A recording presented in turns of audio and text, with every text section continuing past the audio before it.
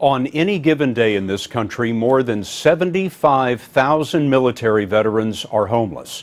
So we were shocked to discover what's become of land in Southern California that was meant to house homeless veterans, and once did. Bill Whitaker investigated.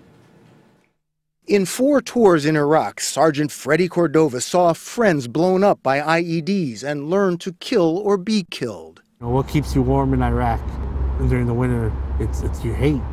Back home in 2008, he was diagnosed with severe depression and post-traumatic stress disorder. It made me very angry, very ill-tempered, very short-tempered. After intensive VA counseling, he keeps his rage under control and channels the negative into positive. Freddie, all right. He helps vets with even worse PTSD, like Vietnam vet John Aldridge, who can't hold a job and lives by a freeway in LA.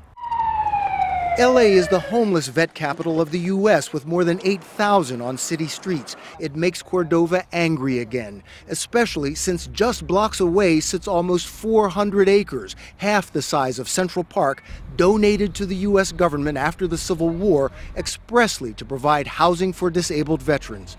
While today there is a large VA hospital there and an old age home for veterans, most of the land and buildings that once housed homeless vets have been vacant and dilapidated for decades.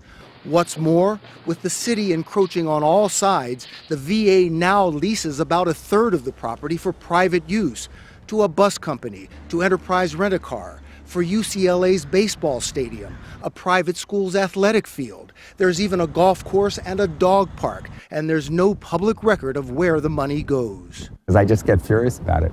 For 7 years, Bobby Shriver, former mayor of nearby Santa Monica, has been pressing the VA to spend the money to provide housing for homeless, traumatized vets. I think it's terrible. I think allowing people to live in the street and die when you have this kind of a facility and this kind of treatment it's un-American. So he joined veterans and the ACLU in a lawsuit to force the VA to rehab this facility to house 200 to 300 vets with PTSD.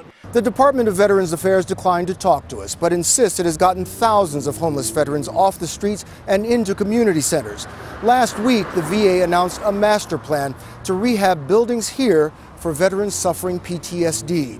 But the plan has no timetable and no budget, which likely means no help anytime soon for homeless vets like Luis Gonzalez and his wife. He says Vietnam was easier than the streets. Because the military, there's survival. You gotta kill to survive. But out here it's hard. If we don't get him off the streets, he's gonna be another one that's MIA. He's out here missing in America. While the courts decide the best use of this property, Freddie Cordova will do the best he can, helping one vet at a time. Bill Whitaker, CBS News, Los Angeles. For one of